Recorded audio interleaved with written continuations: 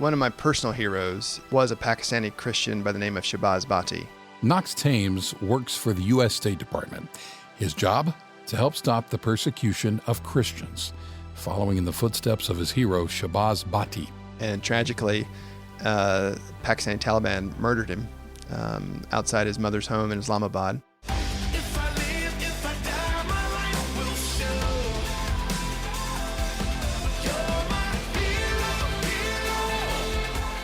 Knox Thames is our guest on this episode of GPS, God, People, Stories. He's going to share how he lives out his faith in Christ through his job. I'm Jim Kirkland. And I'm Phil Fleischman. You're also going to hear Billy Graham talk about persecuted Christians. Thousands of Christians are actually suffering in several parts of the world at this hour. Some are suffering the loss of their liberty. Some are suffering torture and even death. Christians around the world have been willing to face torture and even death for centuries because they know Jesus Christ suffered and died for them. If you'd like to learn more about starting your own relationship with Jesus, check out our website, findpeacewithgod.net. That's findpeacewithgod.net. GPS. God. People. Stories. I'm the Special Advisor for Religious Minorities in the Near East and South Central Asia at the U.S. Department of State. Try saying that job title 5 times fast. A few years ago, the position didn't exist. President Obama created it within the U.S. State Department in 2014, and Knox Thames took on the role about a year later. I focus a lot on Iraq, but also places like Pakistan, Syria, Nepal, Egypt. Constantly thinking, working about how the United States can help promote religious freedom. And I've tried to take a holistic approach, of course, focusing on persecuted Christians, but other communities that have also been victimized. And it's been a challenging role, but one I've was asked to continue into the Trump administration. So what exactly does Knox do? Direct engagement with both governments and communities at risk. So in the last 19 months, I've traveled to 20 different countries, been to Iraq twice, been to Pakistan twice, and each country context is different. So in a place like Iraq, the government is not the main problem, it's ISIS. And so we're hearing it's meeting with the Christian communities, the Yazidi communities, the other unique faith groups to Iraq to hear their concerns, to think about what role can the United States play to recreate conditions where minorities feel like they have a future in that country. Elsewhere, where the government is a violator, it's talking directly with them and expressing that the United States is deeply troubled by the government's laws and policies, and we urge them to change. Those conversations with government officials aren't easy. More often than not, political leaders aren't really open to hearing what Knox has to say. A lot of times it's denial, or you don't understand, or sometimes they'll simply just try to talk the whole time so I can't make my points because they know what I want to talk about. The State Department issues an annual report on religious freedom in every country in the world, and these foreign governments pay a lot of attention to it. So they know what our concerns are. Then someone like myself at this envoy role coming in to really make crystal clear what we want to see happen. When Knox does ask foreign governments to take action against religious persecution in their country, the response isn't always positive. But in some cases, there are government officials who are on board with protecting people's rights to freely practice Christianity. For example, one of my personal heroes, and a picture of whom I have on my credenza in my office, was a Pakistani Christian by the name of Shahbaz Bhatti.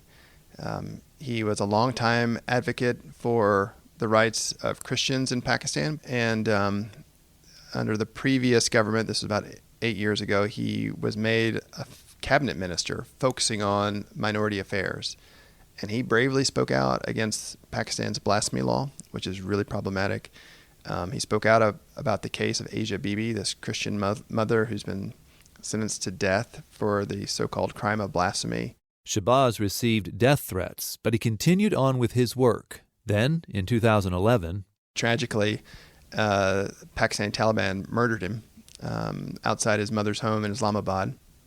But he had this very telling video interview about a month before where he said, I know the threats that I'm facing, but I'm so committed to this work. I'm so committed to my God. and feel like this is my calling to help Christians, to help other minorities in Pakistan, I'm not afraid. And he paid the ultimate cost for that.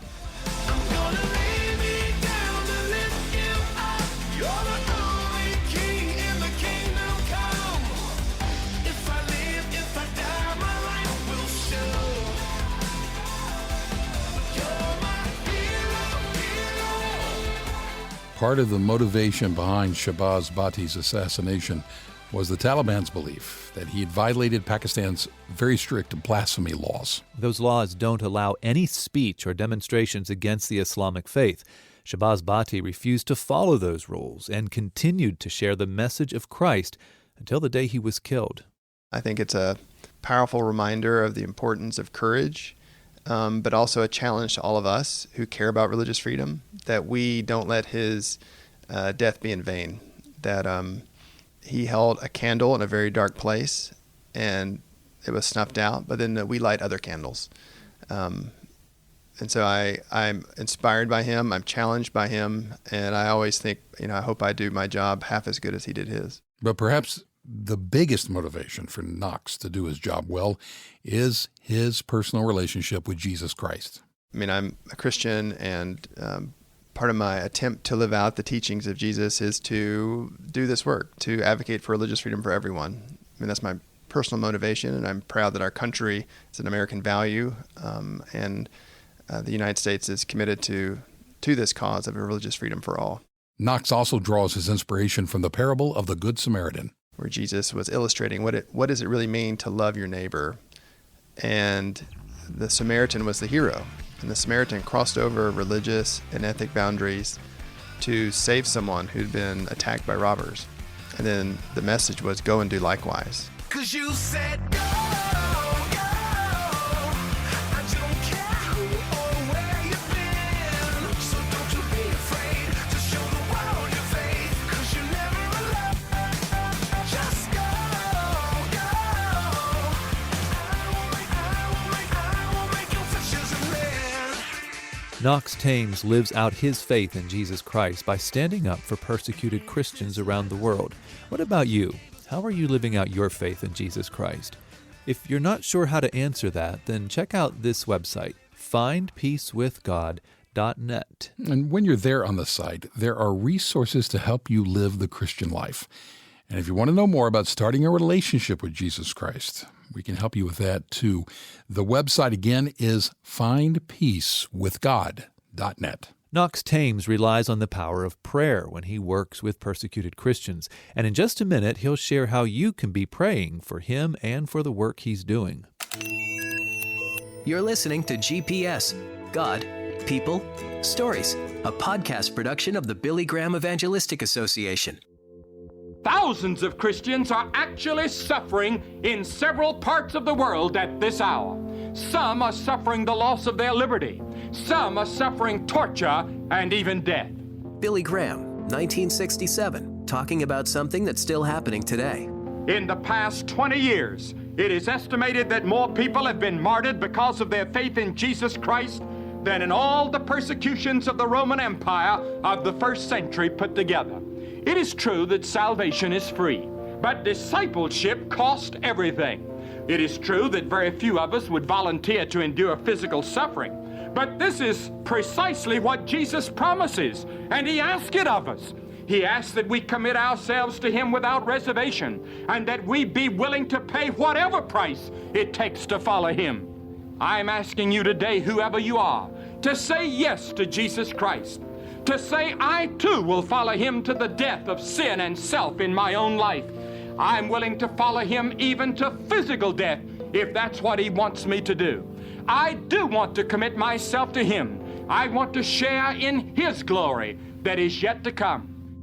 And now back to the hosts of GPS, Phil Fleischman and Jim Kirkland.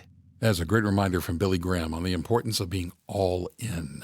And we want to remind you that this month marks the 10th anniversary of the Billy Graham Library's opening in Charlotte, North Carolina. If you're not familiar with the library, it follows the life of Billy Graham, and at every turn and every exhibit shares the message of Jesus Christ. Yeah, we'd love for you to come visit the library here in Charlotte, but if you can't make it here in person, you can visit us online. The library has a special anniversary website where you can see videos, photos, and stories from their first decade of ministry. The website is billygrahamlibrary.org/10 years. Again, that's billygrahamlibrary.org/10 years. On this episode of GPS, we have been talking with Knox Thames, who works in the U.S. State Department as a special advisor for religious minorities. As we wrapped up our conversation, he had a prayer request that he shared with us. We have a lot of different faith backgrounds in our office, but I would guarantee that we'd welcome the prayers of all your listeners, and not only that our work would be effective, but that the communities we're concerned about would find relief and respite. We certainly will pray for that to happen, and we hope you will too. Our thanks to Knox Thames for taking his time to speak with us, and thank you for listening to this episode of GPS, God, People, Stories. I'm Phil Fleischman. And I'm Jim Kirkland. Also, a big thanks is in order for the Newsboys. We thank them for allowing us to use their music during this story. GPS is an outreach of the Billy Graham Evangelistic Association. Always good news. I am committed. I'm not ashamed. I pledge my allegiance to Jesus, my King.